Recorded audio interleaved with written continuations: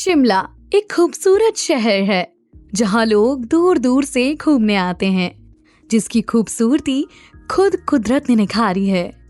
उसी शिमला के कॉलेज में एक लड़की सारी क्लासेस में जाकर हर एक स्टूडेंट से पूछती है, तुमने परी को देखा क्या? तुम्हें परी दिखी कहीं? पर हर कोई उसे अपना सिर ना में हिलाकर ही जवाब देता है। जो लड़की परी को सब जगह ढूंढ रही है वो है पारुल। पारुल परी की बेस्ट फ्रेंड है। पारुल की उम्र 20 साल है। उसका रंग गोरा, तीखे नैन नक्श और उसके बाल कंधे से थोड़े नीचे तक हैं। नेचर से वो बहुत तेज तरार है। पारुल पूरे कॉलेज में परी को ढूंढ ढूंढ कर थक जाती है, पर परी उसे कहीं नहीं मिलती। वो पहले क्लासरूम में, फिर कैंटीन में और फिर पूरे ग्राउंड में देखती है, पर उसे परी का कहीं कोई अता पता नहीं लगता।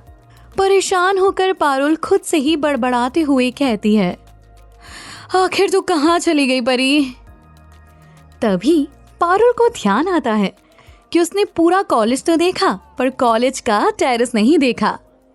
ये ध्यान आते ही पारुल जल्दी से टेरेस की तरफ जाती है। टेरेस पर पहुंचकर जब पारुल इधर उधर देखती है तो उसे कोने में लगी बेंच पर बैठी परी नजर आती है। पारुल उसे वहां देखकर कहती है, लो, मैंने पूरा कॉलेज छान मारा और ये मैडम यहाँ छत पर बैठी हुई हैं। ये बोलते ही पारुल परी की तरफ बढ़ती है। परी के पीछे खड़ी होकर वो उसका नाम पुकारती है, परी। अपना नाम सुनकर परी पीछे पलटकर देखती है। परी की उम्र 20 साल है। उसकी नीली आंखें, लंबी पलकें और पतले गुलाबी होंठ। उसकी पतली सी कमर है और कमर तक लहराते उसके घने काले बाल हैं। उसका रंग गोरा और नाक पतली सी है। कुल मिलाकर वो बेहद खूबसूरत है और अपने स्वभाव से वो बहुत शांत और कम बोलने वाली लड़की है। वो पारुल के बिल्कुल उलट है।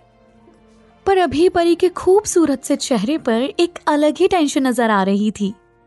पारुल भी जिसे पिछले 2-3 दिन से नोटिस कर रही थी। 2-3 दिन से परी काफी परेशान दिख रही थी। वैसे तो वो कम ही बात करती थी, पर 2-3 दिन से वो किसी से भी बात नहीं करती। जवाब में हाँ, ना, बस यही कहती और हर टाइम कहीं किसी सोच में ही गुम रहती थी। पारुल परी को घूरते हुए कहती है, मैं तुझे कब से? इतना बोलते ही पारुल चुप हो जाती है, क्योंकि इस वक्त परी की आंखों में आंसू थे। ये देखते ही पारुल तुरंत उसके पास बैठते हुए कहती है, क्या हुआ परी? तू रो क्यों रही है? किसी ने कुछ कहा क्या तुझे? पारुल के पूछने पर परी ना में सिर हिला देती है। पारुल ये देखकर फिर से कहती है, तो तू रो क्यों रही है? देख, किसी ने कुछ कहा है क्या तुझसे? तू मुझे बता, मैं अभी उसका बैंड बजा दूंगी। पारुल परी को पिछले 2 सालों से जानती थी। ये परी और पारुल का कॉलेज में लास्ट ईयर था। जब परी नई नई कॉलेज में आई थी तो उसकी दोस्ती पारुल से हुई थी। पारुल को परी की सादगी और सिंपल सोच बहुत अच्छी लगी थी। पारुल को हर बात पर तुरंत गुस्सा आ जाता था, पर परी ही थी जो उसे जल्दी से शांत करा देती थी। पारुल को परी से इन 2 सालों में इतना ज्यादा लगाव हो गया था कि वो उसके सुख दुख को भी अपना सुख दुख समझती थी। परी पारुल की बात सुनकर अपने आंसू पोंछते हुए कहती है, अरे शांत गदाधारी भीम, शांत, कुछ नहीं हुआ है, बस मैं अपने परिवार के बारे में सोच रही थी। पारुल जानती थी कि परी एक अनाथ है। परी जब 4 साल की थी तो कुछ लोग उसे एक अनाथ आश्रम छोड़ गए थे, लेकिन जब परी उस अनाथ आश्रम में लाई गई थी तो उसके कपड़ों और रहन सहन से वो काफी अच्छे परिवार की बच्ची लग रही थी। और उसके गले में एक सोने की चेन थी जिसमें एक परी का पेंडेंट था। वो परी अपने हाथों में जादुई छड़ी लिए हुई थी। वो पेंडेंट दिखने में काफी यूनिक था। परी हमेशा यही सोचती थी कि क्यों उसके घर वालों ने उसे अनाथ आश्रम भेजा। अगर वो गरीब थे तो उसके गले में वो चेन कहाँ से आई? परी पढ़ाई में बहुत होशियार थी, इसलिए वो इस कॉलेज में स्कॉलरशिप से आई थी। परी का पढ़ाई का खर्चा स्कॉलरशिप से चलता था और बाकी परी अपना खर्चा ऑनलाइन ट्यूशन से उठाती थी। उससे उसका थोड़ा बहुत खर्चा चल ही जाता था। पारुल को पता था कि परी अपने घर वालों को ढूंढना चाहती है और यही सोचकर वो कई बार उदास भी हो जाया करती थी। परी को फिर से कहीं खोया देख पारुल एक चुटकी बजाते हुए कहती है, फिर से क्या सोचने लगी परी, कोई बात है क्या? परी पारुल की तरफ हल्के से मुस्कुराती हुई कहती है, नहीं कहा ना, कोई बात नहीं है। अगर कोई बात होती तो तुझे जरूर बताती। अब तू परेशान मत हो, सब ठीक है। बस आज अच्छा नहीं लग रहा था तो यहाँ एकांत में आ गई बैठने के लिए। पारुल परी की बात सुनकर उसे प्यार से कहती है, परी तू परेशान मत हो यार, सब ठीक हो जाएगा। देख तू परेशान होती है तो मुझे भी बिल्कुल अच्छा नहीं लगता। खैर अब ये सब छोड़, मैं घर जा रही हूँ, तो चल तुझे भी तेरे रूम तक छोड़ दूँ। पारुल की घर छोड़ने वाली बात सुनकर परी जल्दी से ना में सिर हिलाते हुए कहती है, नहीं पारुल, मैं खुद चली जाऊंगी, और वैसे भी मुझे रास्ते की एक शॉप पर कुछ काम है तो मुझे थोड़ा टाइम लग जाएगा। पारुल परी की बात सुनकर कहती है, अरे तो क्या हुआ, जहाँ तुझे काम है ना, मैं तुझे वहीं छोड़ देती हूँ।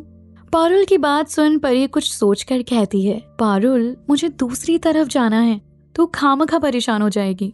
मैंने कहा ना, मैं खुद चली जाऊंगी, और वैसे भी रोज तो तू ही छोड़ती है ना, पर आज सच में मुझे कुछ काम है।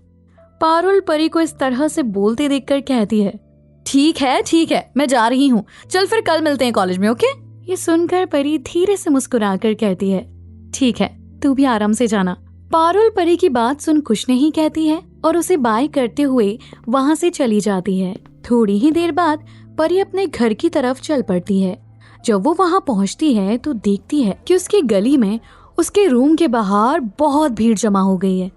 वो जैसे तैसे करके उस भीड़ में घुसकर अपने रूम के पास पहुँचती है तो सामने देखती है कि एक मोटी सी आंटी अपने दोनों हाथ कमर पर रखकर वहाँ खड़े दो आदमियों से कह रही होती है, अरे खड़े क्या हो, जल्दी से ताला तोड़ दो इसका।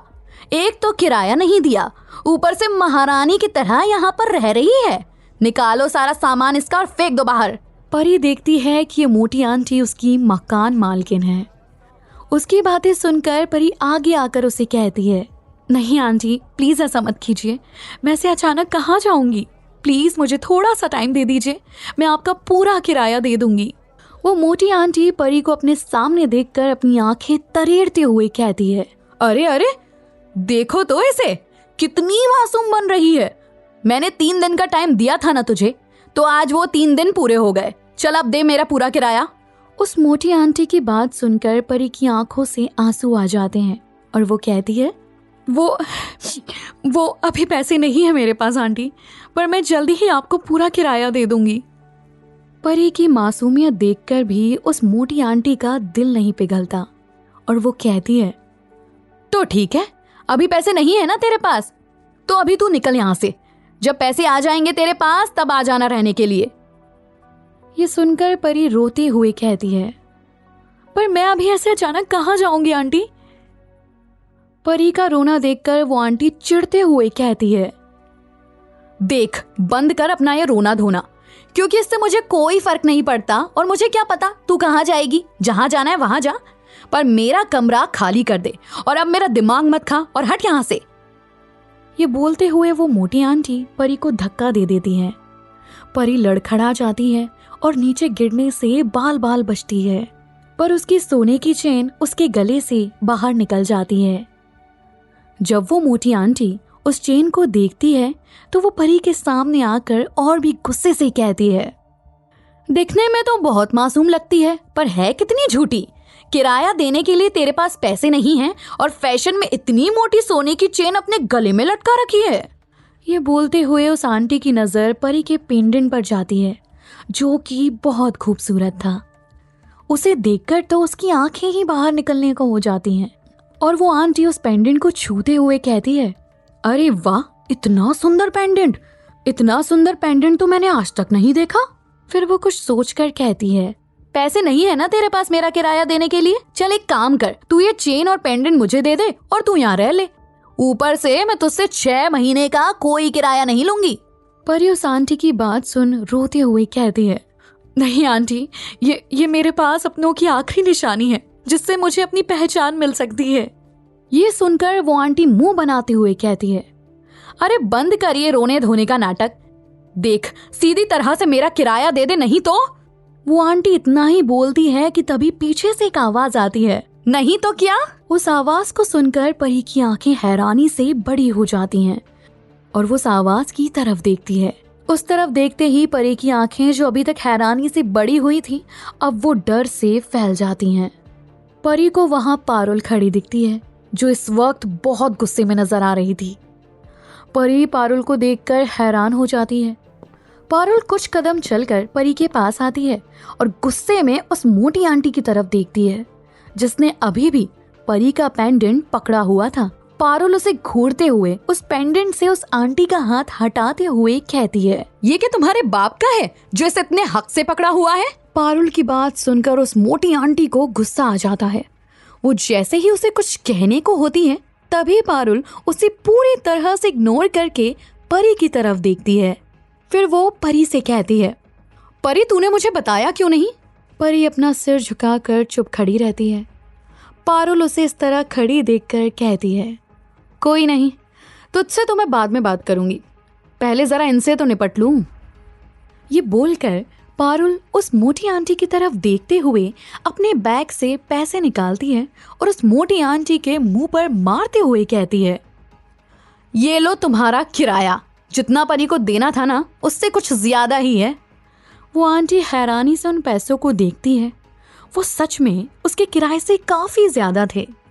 फिर वो अपने आदमियों को पैसे उठाने का इशारा करती है और खुद स्माइल करते हुए परी से कहती है, अरे बेटा, पैसे आ रहे थे तो बता देती, खामखा इतनी परेशान हो गई। चलो कोई बात नहीं, किराया मिल गया है, अब ये कमरा तुम्हारा है और तुम यहाँ आराम से रह सकती हो, ठीक है बेटा।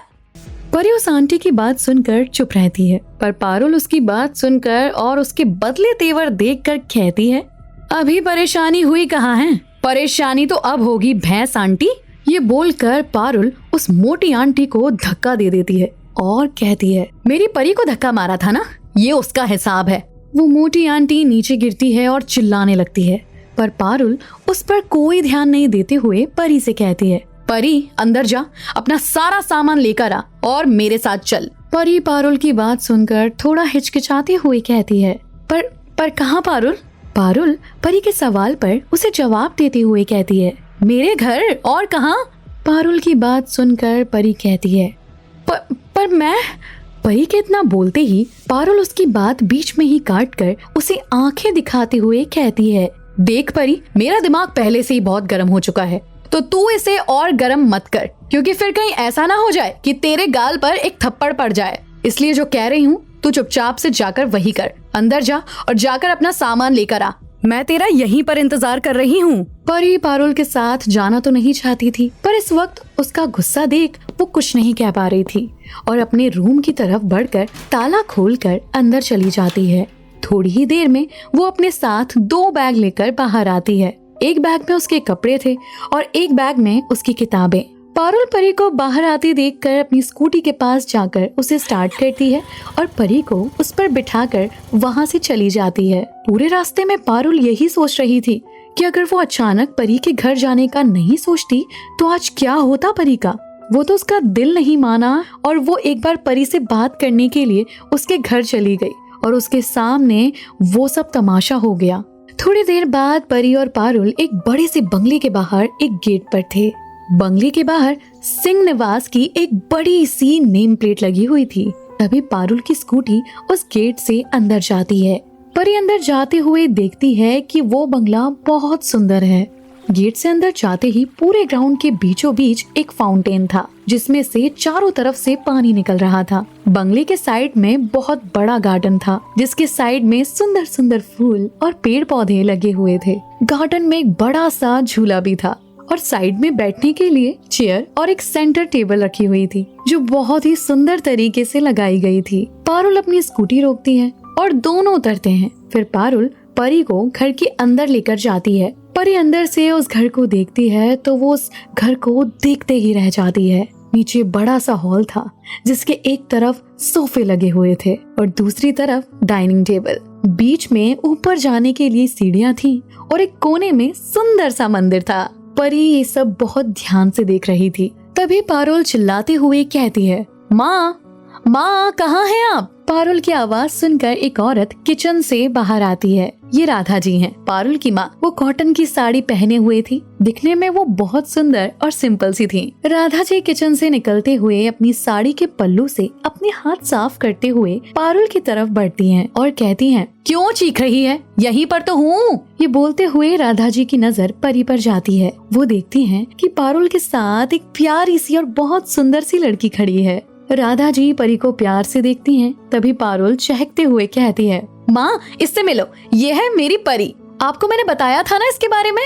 पारुल राधा जी से परी को मिलवा ही रही थी कि तभी और लोग भी अपने अपने रूम से बाहर आ जाते हैं। सबसे पहले विभा और वीर आते हैं, जो पारुल के चाचा चाची हैं। फिर पुष्पा जी और विशंभर जी आते हैं, जो पारुल के दादा दादी हैं। विभा परी की तरफ देखते हुए कहती है, अरे पारुल, ये प्यारी सी बच्ची कौन है? पारुल मुस्कुराकर परी के कंधे पर हाथ रखते हुए कहती है, चाची ये मेरी दोस्त है परी, और ये आज से हमारे साथ यहीं इस घर में रहेगी।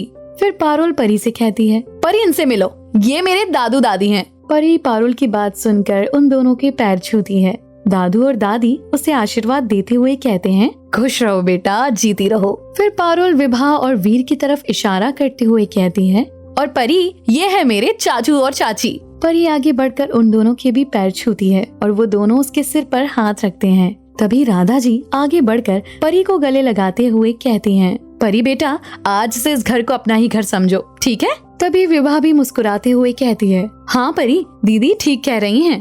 परी विभा और राधा जी की बात का कोई जवाब नहीं देती, तो वो दोनों पारुल की तरफ देखती हैं। पारुल उन्हें अपनी तरफ देखते देखकर मुस्कुराते हुए कहती है, अरे ये बहुत कम बोलती है, हर बात का बहुत छोटा सा जवाब देती है। अभी अभी आई है ना, इसलिए आप दोनों को थोड़ा अटपटा लग रहा होगा, पर कोई नहीं, धीरे धीरे आप लोगों को इसकी आदत पड़ ही जाएगी। फिर पारुल परी से कहती है, चल परी, मैं तुझे तेरा रूम दिखा देती हूँ। ये बोलकर पारुल परी का एक बैग उठाकर सीढ़ियों से ऊपर जाने लगती है। परी उसे जाते हुए देखती है। तभी राधा जी कहती हैं, परी जाओ बेटा, तुम भी चली जाओ उसके साथ। राधा जी की बात सुनकर परी भी पारुल के पीछे पीछे चली जाती है। पारुल परी को अपने रूम में लेकर आती है। वो परी से कहती है, तो मैडम ये है मेरा गरीब खाना, मेरा रूम। परी हर तरफ अपनी नजरें दौड़ाकर उस पूरे रूम को देखती है। पारुल उसके हाथ से दूसरा बैग लेते हुए कहती है, परी तू थक गई होगी, एक काम कर, तू थोड़ा आराम कर ले। ये कहकर पारुल नीचे आ जाती है। नीचे हॉल में सब पारुल का ही इंतजार कर रहे थे। पारुल नीचे आकर बोलती है, थैंक यू माँ, आपने। पारुल इससे आगे कुछ कहती उससे पहले ही विभा कहती है, पारुल परी के यहाँ रहने से हमें तो कोई दिक्कत नहीं है, पर हमारे घर का माहौल तो तुम जानती हो ना। विभा की बात सुनकर दादू कहते हैं, विभा पहले पारुल की बात सुन तो लो कि वो परी को यहाँ क्यों लेकर आई है। फिर दादू पारुल की तरफ देखकर कहते हैं, पारुल बेटा ऐसा क्या हुआ जो तुम अपनी दोस्त को आज इस तरह से घर लेकर आई हो? पारुल दादू की बात सुनकर कहती है, वो दादू, परी इस वक्त बहुत प्रॉब्लम में है, उसके पास रहने के लिए कोई जगह नहीं है। फिर पारुल परी के बचपन से लेकर अब तक की कहानी जितनी की उसे पता थी वो सब उनको बता देती है। पारुल की बात सुनकर राधा जी दुखी होते हुए कहती हैं, बेचारी बच्ची, इतनी छोटी सी उम्र में इतने सारे दुख देख लिए हैं इसने। विभा भी परी की बातें सुनकर अब कुछ नहीं कहती, पर दादू कहते हैं, ठीक है पारुल, तुम्हारी दोस्त यहाँ रह सकती है, पर इस बात का ध्यान रखना कि इस घर की बातें इसी घर में रहें।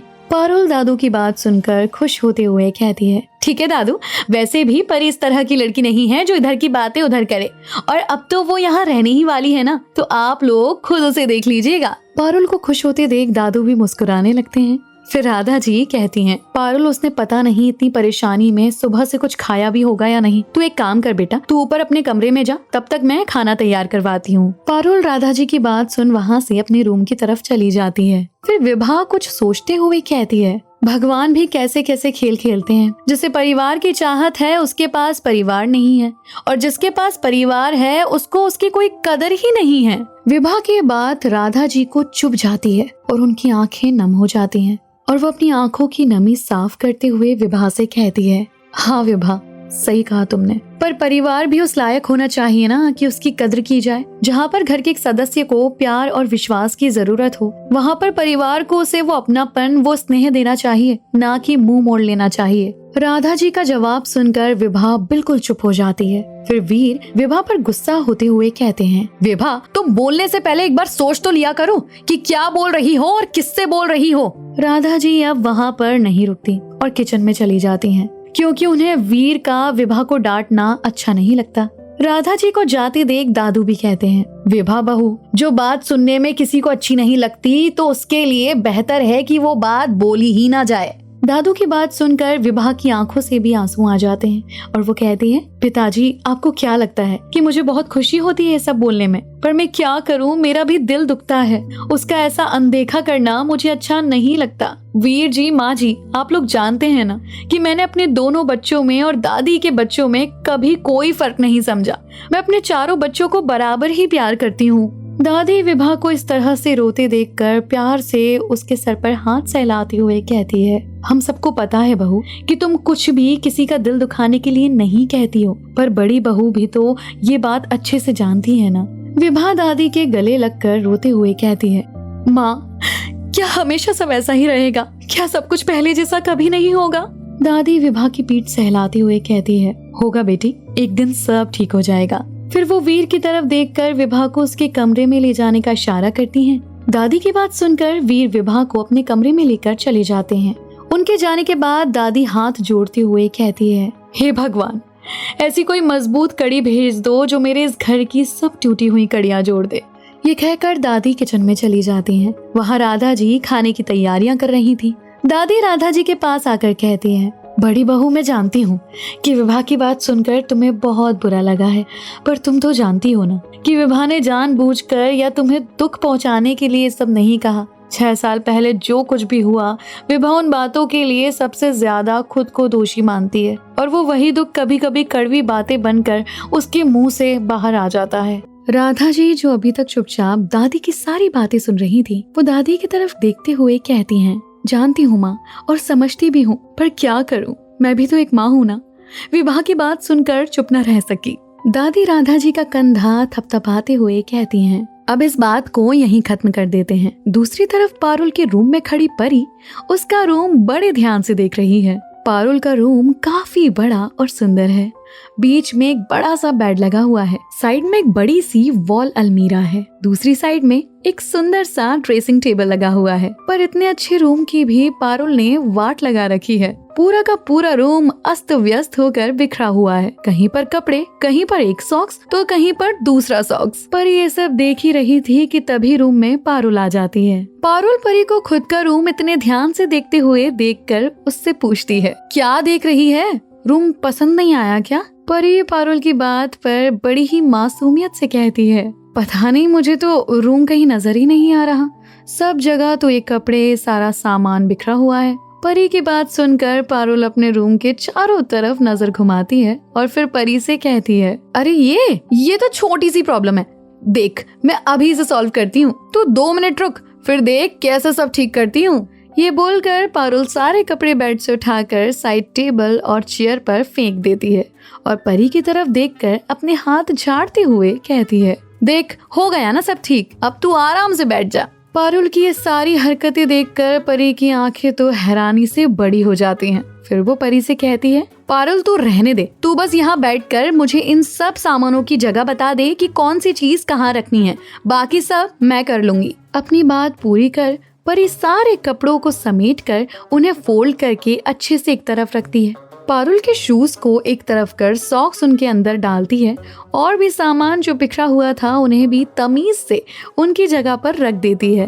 अब वो पूरा रूम साफ सुथरा और बड़ा दिख रहा था। पारुल जब रूम के चारों तरफ अपनी नजर घुमाकर देखती है तो वो हैरान रह जाती है। फिर वो परी से कहती है, अरे वाह परी, मुझे तो आज पता चला कि मेरा रूम इतना सुंदर और बड़ा भी है। ये सुनकर परी बहुत आराम से कहती है, क्यों, तुम्हारे रूम की सफाई नहीं होती क्या?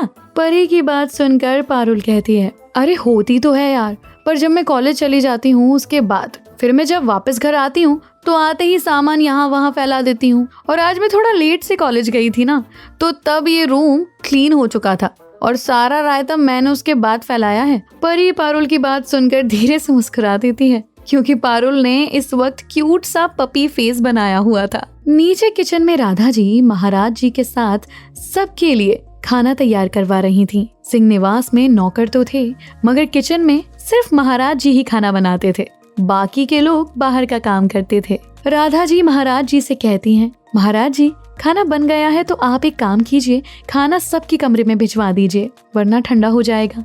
वैसे भी बहुत ठंड है तो खाना जल्दी ठंडा हो जाता है। महाराज जी राधा जी की बात सुनकर कहते हैं, बड़ी बहू जी खाना तो लगा दिया है और सबके कमरों में भिजवा भी देंगे, बड़े बेटा जी का खाने का क्या करें। महाराज जी की बात सुन राधा जी कहती हैं, आप जाइए और सबके खाने का देखिए, आपके बड़े बेटा जी जब आएंगे तो मैं उन्हें दे दूंगी। राधा जी की बात सुनकर महाराज जी सबका खाना उनके कमरों में ही भिजवा देते हैं। ऊपर पारुल के रूम में परी फ्रेश होकर वॉशरूम से बाहर आती है तो देखती है कि कोई खाना लेकर रूम में आया था। पारुल तो फोन में गेम खेलने में मस्त होती है। तभी वो सर्वेंट जिसका नाम शंभू है वो कहता है, दीदी जी खाना ले आया हूँ। पारुल उसकी आवाज सुनकर उसकी तरफ देखती है और कहती है, ठीक है भैया वहीं पर रख दीजिए। शंभू खाने की प्लेट्स वहीं पर रखकर चला जाता है। फिर पारुल परी की तरफ अपना सर घुमाकर देखती है और कहती है, परी खाना आ गया है, आ खाना खा लेते हैं। परी रूम में खाना देखकर कहती है, हम दोनों यहीं पर खाएंगे क्या? पारुल बेपरवाही से परी की बात का जवाब देते हुए कहती है, हाँ और कहाँ खाएंगे, हमारे यहाँ सब अपने अपने रूम में ही बैठकर खाना खाते हैं। ये सुनकर परी को थोड़ा अजीब लगता है क्योंकि इतना बड़ा परिवार होने के बाद भी सब लोग अपने रूम में खाना खाने वाले थे, पर वो पारुल से कुछ नहीं कहती और खाना खाने बैठ जाती है। नीचे हॉल में राधा जी सोफे पर बैठी किसी से फोन पर बात कर रही थी। तभी वो बोली, हाँ बेटा कब आएगा तू? तुझे गए पूरे 2 हफ्ते हो गए हैं, तुझे मेरी याद नहीं आती क्या? तभी दूसरी तरफ से कुछ कहा जाता है जिसे सुनकर राधा जी के चेहरे पर एक प्यारी सी स्माइल आ जाती है और वो कहती हैं, ठीक है तू भी अपना ध्यान रखना। फिर वो फोन कट कर सोफे से उठकर किचन में जाने के लिए मुड़ती हैं तो उनके पीछे मोहन जी खड़े होते हैं। मोहन जी पारुल के पापा हैं और राधा जी के पति, जो दिखने में लंबे चौड़े और उनकी उम्र 50 से 55 के बीच है। राधा जी मोहन जी को देखकर कहती हैं, अरे आप कब आए? मोहन जी अपना बैग राधा जी को देकर अपनी टाई के नोट को थोड़ा सा ढीला करते हुए कहते हैं, जब आप अपने लाडले बेटे से बात कर रही थी, शिवाय का ही फोन आया था ना? राधा जी मुस्कुराते हुए उनका बैग सोफे पर रखते हुए कहती हैं, जी शिवा का ही फोन आया था। फिर वो पानी का ग्लास वहीं टेबल से उठाकर मोहन जी की तरफ बढ़ा देती हैं। राधा जी के हाथ से वो पानी का गिलास लेकर उससे एक घूंट पानी का पीते हैं और फिर कहते हैं, वैसे वो घर कब आ रहा है? राधा जी मोहन जी की बात का जवाब देते हुए कहती हैं, कल रात तक आ जाएगा। मोहन जी कुछ सोचकर एक लंबी सांस लेते हुए कहते हैं, समझ में नहीं आता राधा जी कि शिवाय की तरक्की देखकर खुश हो जाऊं या उसकी नाराजगी पर दुखी रहूं। आज की डेट में ऐसा कोई बिजनेसमैन नहीं है जो शिवाय सिंह को नहीं जानता। उसने इन 6 सालों में अपने खुद के स्टार्ट किए बिजनेस को कहां से कहां तक पहुंचा दिया है। फिर मोहन जी राधा जी को देखते हुए आगे कहते हैं, आप जानती हैं लोग कहते हैं कि शिवाय जिस भी डील पर हाथ रख देता है वो डील उसे मिलने से कोई भी नहीं रोक सकता। हमारी इतनी बड़ी सिंह कंपनी छोड़कर उसने अपनी अलग कंपनी शुरू की और आज देखो उसने सिंह कंपनी को भी पीछे छोड़ दिया है। आज पूरी दुनिया में ऐसा कोई बिजनेसमैन नहीं है जो शिवाय को न जानता हो। बहुत टैलेंटेड और काबिल है आपका बेटा राधा जी। राधा जी उनकी बातें सुनकर थोड़ा मायूस होते हुए कहती हैं, मेरा नहीं मोहन जी, हमारा बेटा कहिए। राधा जी की बात सुनकर वो अपना चश्मा निकालकर दुखी होते हुए कहते हैं, हमारा बेटा कहाँ रहा वो राधा जी, हमसे तो वो बहुत नाराज है। राधा जी मोहन जी के कंधे पर हाथ रखकर उन्हें तसल्ली देते हुए कहती हैं, आप परेशान ना हो, एक दिन आपके लिए शिवा की नाराजगी जरूर खत्म हो जाएगी। मोहन जी राधा जी का हाथ अपने कंधे से हटाकर अपने दोनों हाथों के बीच में रखते हुए कहते हैं, और आपकी नाराजगी का क्या राधा जी, आखिर वो कब खत्म होगी? राधा जी अपनी नम आंखों को मोहन जी से चुराते हुए कहती हैं, जिस दिन मेरा बेटा सबको माफ कर अपनी जिंदगी फिर से खुलकर और खुशी से जीने लगेगा, उस दिन मैं सारे गिले शिकवे भूल जाऊंगी। आपने तो बस उसकी नाराजगी देखी है मोहन जी, पर मैंने तो उसे घुटते हुए देखा है। आपने तो सिर्फ एक ही रिश्ता खोया है, पर उसने तो कई रिश्तों को खो दिया है। ये बोल राधा जी की आंखों में रुके आंसू उनकी आंखों से बाहर छलक पड़ते हैं। फिर वो खुद को संभालते हुए और अपने आंसुओं को साफ करके कहती हैं, आप थक गए होंगे, एक काम कीजिए, आप अपने कमरे में चले जाइए, मैं आपका खाना वहीं भिजवा देती हूँ। मोहन जी राधा जी से कुछ कहते उससे पहले ही उनकी नजर सामने से आती हुई परी पर जाती है और वो कहते हैं, ये कौन है? राधा जी मोहन जी की बात सुन उस तरफ देखती हैं जहां वो देख रहे थे। सामने परी को देखकर उनके फेस पर अपने आप ही एक प्यारी सी स्माइल आ जाती है और वो कहती हैं, ये परी है। उनके इतना बोलते ही परी उन दोनों के सामने आ जाती है। राधा जी उसे देखकर मुस्कुराते हुए कहती हैं, परी बेटा क्या हुआ, तुम इस वक्त नीचे क्यों आई हो? परी और पारुल ने जब डिनर कर लिया था तो परी अपनी बुक लेकर पढ़ाई के लिए बैठ गई थी, और जब परी बुक के साथ होती थी तो पूरी तरह से उसी में डूब जाती थी। पढ़ते पढ़ते उसे टाइम का पता ही नहीं चला। फिर जब गला सूख जाता है तो वो पानी के जग की तरफ देखती है जो खाली था। वो पलटकर पारुल को देखती है तो वो सो चुकी थी। परी को बहुत ज्यादा प्यास लग रही थी, इसलिए थोड़ी देर सोचने के बाद वो खुद ही पानी लेने के लिए नीचे आ जाती है। राधा जी के सवाल और मोहन जी की मौजूदगी से परी थोड़ा झेप जाती है, जिसे राधा जी भी समझ जाती हैं। फिर वो बहुत प्यार से परी से कहती हैं, बेटा कुछ चाहिए था क्या तुम्हें?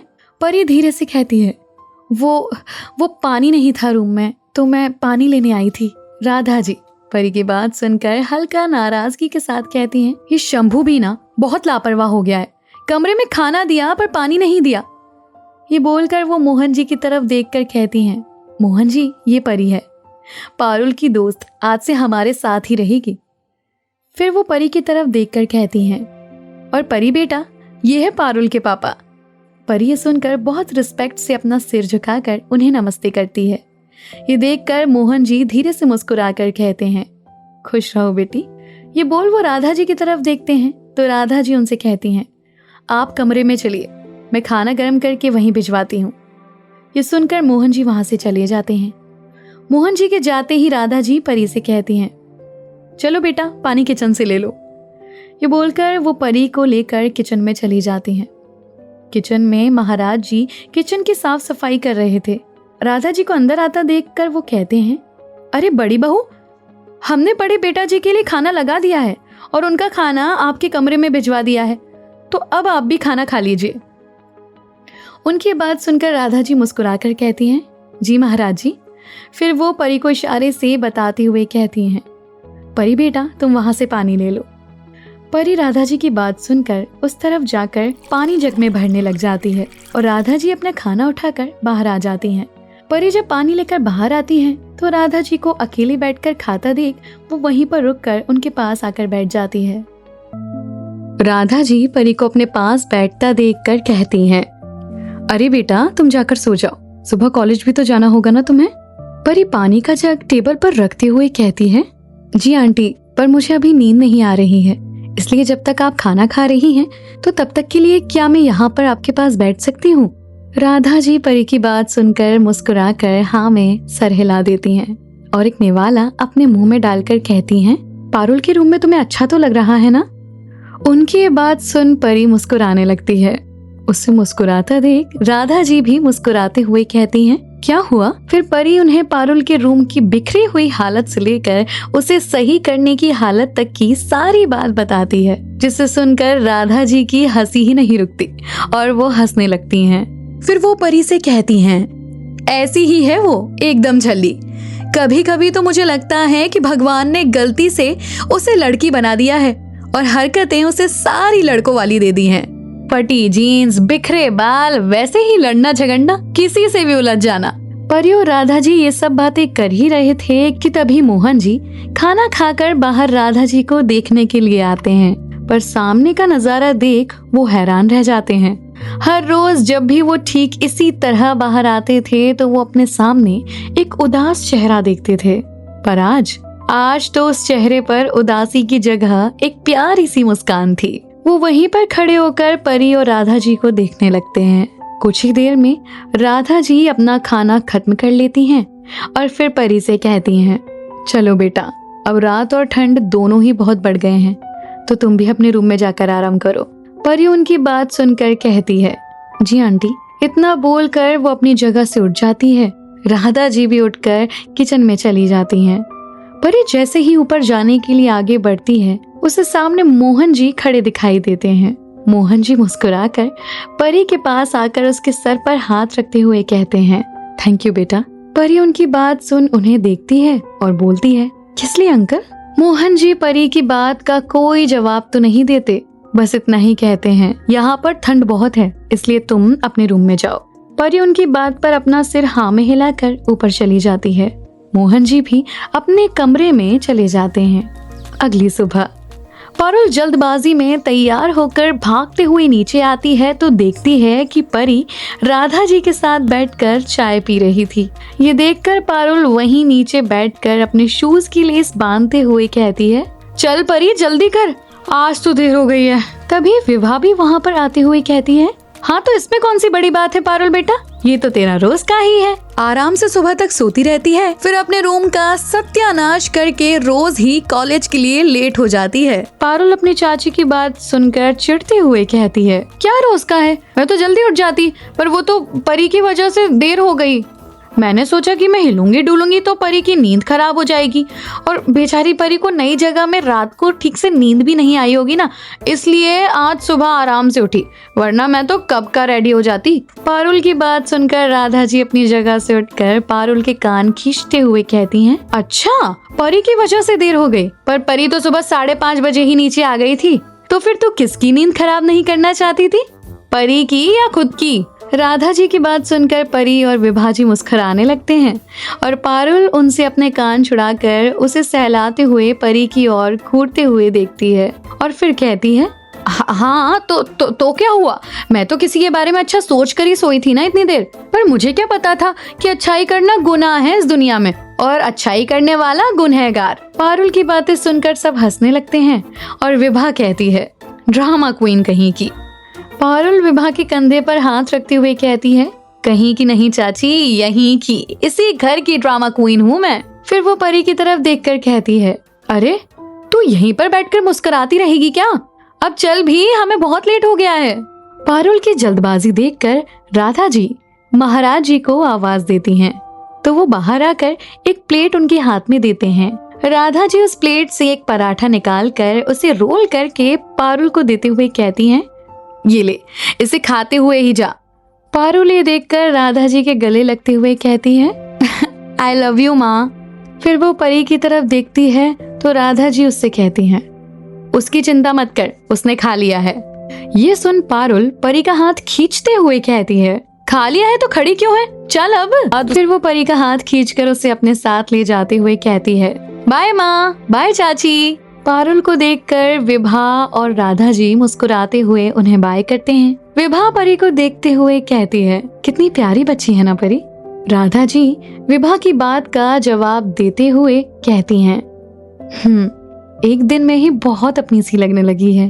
फिर विभा राधा जी की तरफ देखती है और हाथ पकड़कर शर्मिंदा होते हुए कहती है, दीदी कल की बात के लिए मुझे माफ कर दीजिए, वो सब आपका दिल दुखाने के लिए नहीं बोला था मैंने। राधा जी विभा के कंधे पर अपना दूसरा हाथ रखते हुए कहती हैं, जानती हूँ विभा, और तू भी खुद को तकलीफ देना बंद कर और सब कुछ समय के हाथों पर छोड़ दे। समय सारे घाव भर देता है, सब ठीक हो जाएगा। विभा राधा जी की बात पर सहमति जताते हुए कहती हैं, आप ठीक कह रही हो दीदी, वैसे बहुत दिन हो गए हैं मैं बच्चों से मिलने नहीं गई, और आज वीर जी का भी ऑफिस में कोई खास काम नहीं है, तो मैं माँ के यहाँ चली जाऊँ। विभा और राजवीर के 2 जुड़वा बच्चे हैं, विवान और विद्या, जो 14 साल के हैं और अपनी नानी के यहाँ से ही अपनी पढ़ाई कर रहे हैं। राधा जी विभा से कहती है, हाँ विभा तुम कुछ दिन के लिए चली जाओ, बच्चे भी तुम्हें याद कर रहे होंगे।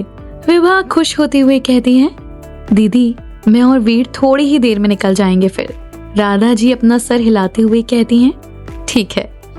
दूसरी तरफ कॉलेज में परी और पारुल एक एक कर अपनी सारी क्लासेस अटेंड करते हैं। ऐसे ही उनका पूरा दिन निकल जाता है। कॉलेज खत्म होने के बाद वो दोनों घर के लिए निकलते हैं, पर जैसे ही परी और पारुल कॉलेज से बाहर आते हैं, पारुल का फोन रिंग करने लगता है। पारुल फोन पर बात करने के लिए थोड़ा आगे बढ़ जाती है। फिर थोड़ी देर बात कर वो परी के पास आकर कहती है, परी मेरी स्कूल फ्रेंड अवनी यहाँ शिमला आई हुई है, तो मुझे उससे मिलने जाना पड़ेगा। तो क्या है ना कि स्कूल के बाद उसकी फैमिली चंडीगढ़ शिफ्ट हो गई थी, तो वो आज यहाँ आई हुई है। तो तू एक काम कर, मेरी स्कूटी लेकर घर चली जा, और मुझे लेने तो वो वैसे भी आने वाली है। ये बोल पारुल परी की तरफ चाबी बढ़ा देती है। परी स्कूटी की चाबी लेते हुए पारुल से कहती है, ठीक है पर तू घर जल्दी आ जाना। ये बोल वो स्कूटी स्टार्ट कर वहाँ से निकल जाती है। परी थोड़ी ही देर में घर पहुंच जाती है। घर पर राधा जी बाहर लिविंग रूम में बैठी होती हैं, तभी परी अंदर आ जाती है। राधा जी परी को अकेले आते देखकर उससे पूछती हैं, परी तुम अकेली आ रही हो, पारुल कहाँ है बेटा?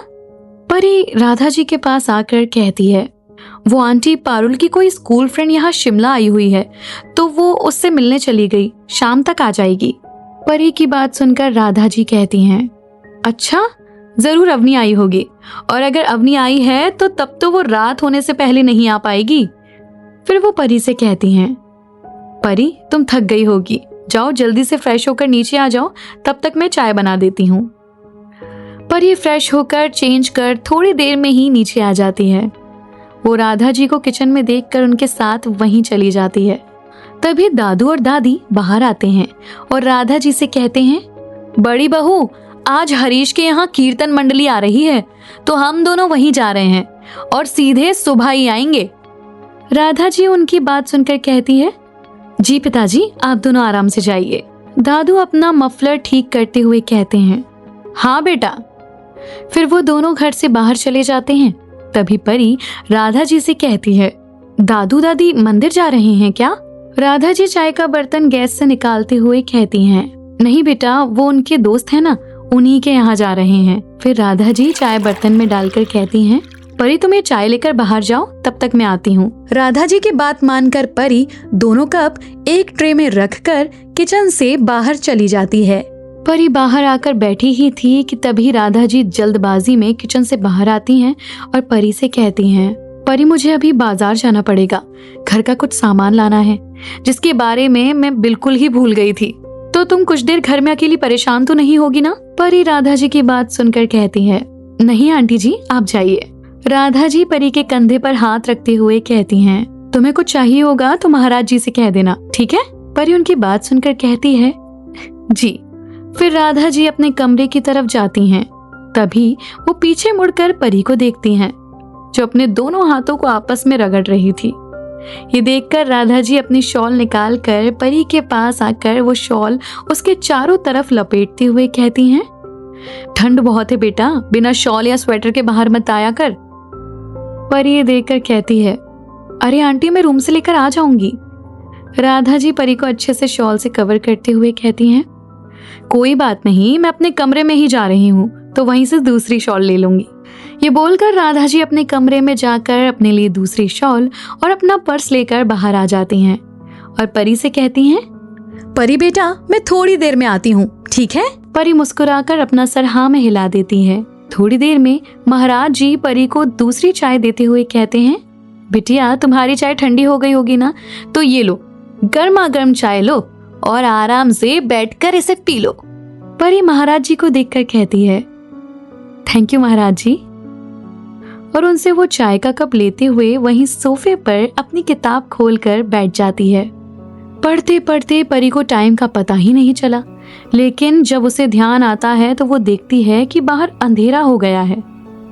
परी ये देखकर जैसे ही खड़ी होती है वैसे ही लाइट चली जाती है और पूरे घर में अंधेरा हो जाता है। ये देखकर परी अपनी जगह पर खड़ी रह जाती है। महाराज जी हाथ में एक मोमबत्ती जलाए बाहर आते हैं और उसे वहीं टेबल पर रखते हुए कहते हैं, बिटिया, शायद कोई तार हिल गया है, हम अभी देख कर आते हैं, पर तुम अंधेरे में डरोगी तो नहीं ना? परी महाराज जी की बात सुनकर उनसे कहती है, नहीं महाराज जी, आप जाकर देख लीजिए कि वायर में क्या प्रॉब्लम है, तब तक मैं यहीं पर हूँ। परी की बात सुनकर महाराज जी अपनी टॉर्च जलाकर वहां से चले जाते हैं, पर परी वहीं पर खड़ी रहती है। उस कैंडल की भी बहुत कम रोशनी हो रही थी। परी घर के दरवाजे की तरफ पीठ करके खड़ी होती है कि तभी कोई दरवाजे से अंदर आता है और परी को पीछे से हक कर लेता है। वो जिसने परी को हक किया हुआ था, वो अपनी चिन परी के कंधे पर रखकर कहता है, I miss you so much यार। अचानक हुई इन सारी चीजों से परी तो अभी अपनी जगह पर जम ही जाती है। इतने में लाइट आ जाती है। वो इंसान तभी ऊपर लाइट की तरफ देखता है कि परी झटके से उससे अलग हो जाती है। परी के ऐसा करने से वो इंसान जब सामने देखता है तो देखता ही रह जाता है।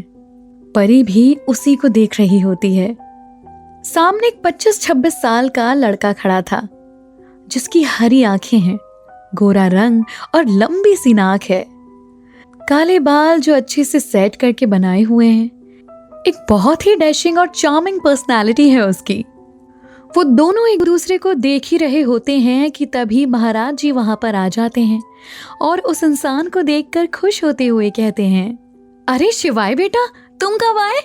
शिवाय चुप खड़ा एकटक परी को ही देख रहा है। परी शिवाय की नजरों का सामना ही नहीं कर पाती है और उसकी नजर अपने आप ही नीचे झुक जाती है। परी को तो समझ ही नहीं आ रहा था कि ये कौन है और जो कुछ भी हुआ है। परी उस बात से भी थोड़ा असहज हो जाती है। जब महाराज जी देखते हैं कि शिवाय ने उनकी बातों का कोई जवाब नहीं दिया तो वो शिवाय की तरफ देखते हैं और शिवाय को परी की तरफ देखते हुए देखकर कहते हैं, अरे बेटा, ये परी बिटिया है, पारुल बिटिया की दोस्त, कल ही आई है। तभी राधा जी भी आ जाती हैं और वो शिवाय को देखकर खुश होते हुए कहती हैं, शिवा? शिवाय राधा जी की आवाज सुनकर उनकी तरफ देखता है और उन्हें देखते ही सीधा जाकर उनके गले लग जाता है। कुछ देर गले लगने के बाद शिवाय उनसे अलग होकर कहता है, माँ कहाँ थी आप? आपको पता है ना, जब भी मैं घर आता हूं तो सबसे पहले मुझे आपको देखना अच्छा लगता है। राधा जी शिवाय की बात सुनकर मुस्कुराकर कहती हैं, अरे बेटा, मैं तो तेरी पसंद का सामान लेने गई थी क्योंकि मुझे लगा कि तू रात तक ही आएगा। तभी दरवाजे से पारुल भी अंदर आ जाती है और शिवाय को देखकर जल्दी से जाकर उसके गले लग जाती है और कहती है, भाई आप आ गए? शिवाय पारुल की बात का बस एक ही शब्द में जवाब देता है, हाँ। तभी राधा जी कहती हैं, पारुल अब छोड़ दे बेटा उसे, अभी वो थका हुआ घर आया है। राधा जी की बात सुनकर पारुल शिवाय से अलग हो जाती है। फिर राधा जी कहती हैं, शिवा तू अपने कमरे में जा बेटा, मैं तेरे लिए कॉफी लेकर आती हूँ। राधा जी की बात सुन शिवाय सीढ़ियों से ऊपर जाने लगता है और राधा जी किचन में चली जाती हैं। पारुल परी के चेहरे का रंग उड़ा हुआ देखकर उसके गले में अपने हाथ डालते हुए उससे कहती है, अब तुझे क्या हुआ? तू क्यों ऐसी बुत बने खड़ी हुई है? और तेरे चेहरे की रंगत क्यों उड़ी हुई है, जैसे तूने कोई भूत देख लिया हो। पारुल की बात सुनकर शिवाय के कदम रुक जाते हैं और वो पीछे पलटकर परी को देखता है। परी पारुल की बात सुनकर अपनी गर्दन ना में हिलाते हुए कहती है, कुछ भी तो नहीं, कुछ नहीं हुआ। पारुल परी की बात सुनकर प्यार से उसके गाल खींचते हुए कहती है, अरे कुछ नहीं हुआ है तो तेरे इस खूबसूरत से चेहरे पर 12 क्यों बजा रखे हैं तूने? शिवाय एक नजर परी को देखकर अपने कमरे में चले जाता है। पारुल परी के कंधे से हाथ हटाकर कहती है, परी मैं तो थक गई हूं आज। परी पारुल की बात सुनकर कहती है, ठीक है तू रूम में जाकर आराम कर ले, तब तक मैं आंटी के साथ किचन में जाकर डिनर में उनकी हेल्प करा देती हूँ। पारुल परी की बात सुनकर आलसी बनते हुए कहती है, अरे छोड़ ना, माँ की हेल्प के लिए महाराज जी हैं तो सही, तू मेरे साथ रूम में चल। परी पारुल से कहती है, तू चल मैं थोड़ी देर में आती हूँ। परी की बात सुन पारुल कहती है, ठीक है जैसे तेरी मर्जी।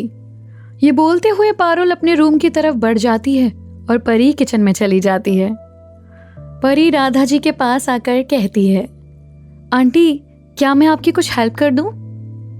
राधा जी परी को किचन में देखकर कहती हैं, अरे परी तुम यहाँ क्यों आ गई बेटा? परी बहुत अपनेपन के साथ राधा जी से कहती है, कुछ काम मुझे भी दीजिए ना आंटी करने के लिए। राधा जी परी को इतने अपनेपन से बोलता देख उसे मना नहीं कर पाती और कहती हैं, ठीक है बेटा, तो तुम इन सब्जियों को अच्छे से धोकर काट लो। फिर राधा जी महाराज जी की तरफ देखकर कहती हैं, महाराज जी आप पीली दाल उबाल दीजिए, फिर मैं आकर उसमें तड़का लगा दूंगी। फिर वो परी की तरफ देखकर कहती हैं, वो क्या है ना परी, मेरे शिवा को मेरे हाथ की तड़के वाली दाल बहुत पसंद है। परी ये सुन मुस्कुरा देती है। राधा जी भी मुस्कुराकर उससे कहती हैं, चलो तुम सब ये करो, मैं शिवा को कॉफी देकर आती हूँ। फिर राधा जी कॉफी लेकर वहां से चली जाती हैं। सिंह निवास के ग्राउंड फ्लोर पर सबके रूम्स हैं। फर्स्ट फ्लोर पर पारुल का रूम है बाकी गेस्ट रूम और सेकंड फ्लोर पूरा शिवाय का है। सेकंड फ्लोर पर जाते ही एक बड़ा सा लिविंग रूम है, जिसके एक साइड बड़ी सी बुक शेल्फ है जो पूरी किताबों से भरी हुई है। दूसरी तरफ शिवाय का रूम है। शिवाय के सेकंड फ्लोर पर उसका स्टडी रूम और जिम भी है। राधा जी शिवाय के रूम में आती हैं। शिवाय का रूम भी काफी बड़ा है, जिसमें बीच में एक किंग साइज बेड लगा हुआ है। बेड के पीछे वाली वॉल पर राधा जी और शिवाय की एक बड़ी सी तस्वीर लगी हुई है। राधा जी रूम में आकर देखती हैं कि शिवाय रूम में नहीं है। तभी वॉशरूम का दरवाजा खुलता है और शिवाय नहाकर बाहर आता है। उसने एक टी शर्ट और लोअर पहना है। उसके बाल गीले हैं और कंधे पर टॉवल रखा है। राधा जी उसे देखकर बेड पर बैठ जाती हैं और शिवाय उनके पास आकर नीचे जमीन पर बैठता है। राधा जी उसके हाथ में कॉफी का मग पकड़ाती हैं और उसके कंधे से टॉवल निकाल कर शिवाय के बाल पोंछने लगती हैं और वो आंखें बंद करके चुपचाप बैठ जाता है। राधा जी उसे चुप बैठा देखकर खुद ही बात शुरू करते हुए कहती हैं, शिवा, तो जिस काम के लिए गया था वो अच्छे से हो गया ना बेटा? शिवाय राधा जी की बात का जवाब देते हुए कहता है, हाँ माँ, बहुत बड़ी डील थी, इसलिए इतना टाइम लग गया। फिर शिवाय थोड़ा चुप रहने के बाद बोलता है, माँ वो लड़की? राधा जी शिवाय की बात का मतलब समझते हुए कहती हैं, वो परी है, पारुल की दोस्त, बहुत अच्छी लड़की है। शिवाय राधा जी की बात सुनकर कहता है, हाँ माँ, पर वो यहाँ क्यों है? आपको पता है ना कि। तभी राधा जी शिवाय की बात काटते हुए बोलती हैं, शिवा, उसकी मजबूरी उसे यहाँ लेकर आई है बेटा। फिर राधा जी परी के बारे में शिवाय को सब बताती हैं और कहती हैं, वो लड़की है और पारुल की दोस्त भी। और शिवा, तू तो जानता है ना कि आजकल टाइम कितना खराब चल रहा है, हम उसे अकेले जाने के लिए भी तो नहीं कह सकते ना। शिवाय राधा जी की बात सुनकर कहता है, माँ वो अच्छी है या बुरी है ये मुझे नहीं पता, बस मैं इतना जानता हूँ कि आपको अब किसी बाहर वाले के कारण दुख नहीं पहुँचना चाहिए, और वैसे भी आपने और मैंने बहुत कुछ देख लिया है इस घर में। राधा जी शिवाय की बात का मतलब अच्छे से समझते हुए कहती हैं, शिवा, कब तक बेटा, कब तक तू इस बात को दिल से लगा कर रखेगा? शिवाय अपने हाथों की मुठिया भींचते हुए कहता है, आपको क्या लगता है माँ, मुझे अच्छा लगता है वो सब याद करना, पर जब भी इस घर के लोगों को देखता हूं तो सब याद आ जाता है। राधा जी शिवाय को आज भी उतने ही दर्द में देखती हैं तो उनकी आंखों में आंसू आ जाते हैं। जब शिवाय को यह महसूस होता है कि राधा जी रो रही हैं तो वो पलट कर देखता है और उसका गुस्सा पल भर में गायब हो जाता है। वो उठकर राधा जी को गले लगा लेता है और उनसे कहता है, सॉरी माँ, मैं आपको रुलाना नहीं चाहता था, पर प्लीज इस तरह से रोया मत कीजिए, मुझे बिल्कुल भी अच्छा नहीं लगता। बहुत बुरा बेटा हूं ना मैं आपका। राधा जी शिवाय की बात सुनकर अपने आंसू साफ करते हुए कहती हैं, नहीं शिवा, तू तो मेरा सबसे समझदार और प्यारा बेटा है। चल, अब बातें बहुत हो गई, तो अब मैं खाना बनाने जा रही हूँ। आज सब तेरी पसंद का ही बनाने वाली हूँ मैं। आखिर मेरा बच्चा पूरे 2 हफ्ते बाद घर आया है, पता नहीं वहां पर ठीक से खाया होगा भी या नहीं। ये बोलकर राधा जी उठकर जाने लगती हैं कि तभी शिवाय कहता है, माँ, घर के बाकी लोग कहाँ हैं? राधा जी शिवाय की बात सुनकर कहती हैं, वो तेरे दादू और दादी हरीश अंकल के यहाँ गए हैं, और तेरे पापा। इतने में ही शिवाय राधा जी की बात काटते हुए कहता है, माँ, बहुत भूख लगी है, क्या आप खाना जल्दी बना देंगी? राधा जी समझ जाती हैं कि शिवाय और किसी के बारे में बात नहीं करना चाहता, तो वो भी दोबारा कुछ नहीं कहती और हाँ में सिर हिलाते हुए बोलती हैं, हाँ बेटा। राधा जी नीचे आकर देखती हैं कि परी ने सब्जियां अच्छे से काट दी हैं। राधा जी मुस्कुराकर कहती हैं, अरे वाह, तुमने तो सारी सब्जियां बहुत अच्छे से काट दी, और एक हमारी पारुल है जिसे ठीक से छुरी पकड़नी तक नहीं आती है। उनकी बात सुन परी भी मुस्कुराने लगती है।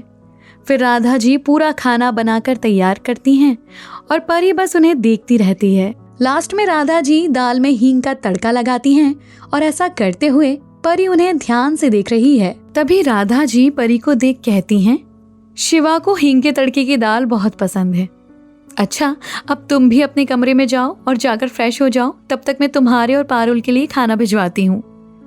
परी कमरे में खाने की बात सुनकर थोड़ा हिचकिचाते हुए कहती है, आंटी क्या मैं आपके साथ यहीं नीचे खा सकती हूँ? राधा जी परी की बात सुनकर 2 पल चुप रहने के बाद हाँ में अपना सिर हिला देती हैं। ये देखकर परी खुश हो जाती है। थोड़ी देर में राधा जी शिवाय के लिए खाना लेकर जाती हैं। तो इस वक्त शिवाय अपने लिविंग रूम में बैठा अपने लैपटॉप में कुछ काम कर रहा होता है। राधा जी शिवाय की खाने की प्लेट टेबल पर रखते हुए कहती हैं, शिवा खाना खा ले बेटा। शिवाय का पूरा ध्यान अपने लैपटॉप पर था, तो वो लैपटॉप की स्क्रीन को देखते हुए कहता है, हाँ माँ खाता हूँ।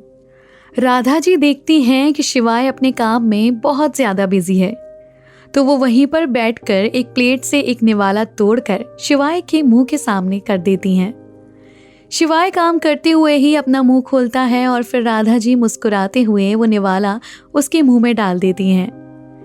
ऐसे ही वो एक एक कर उसे अपने हाथों से खिलाने लगती हैं। शिवाय भी हल्का मुस्कुराते हुए काम करते हुए खा रहा था। यहाँ परी अपने कमरे में आती है तो देखती है कि पारुल मजे से हेडफोन लगाकर बेड पर पेट के बल लेटकर म्यूजिक सुन रही है। परी पारुल को देखकर वॉशरूम में चली जाती है। थोड़ी देर में वो बाहर आकर पारुल के कान से हेडफोन निकालकर बोलती है, पारुल मैं नीचे जा रही हूँ।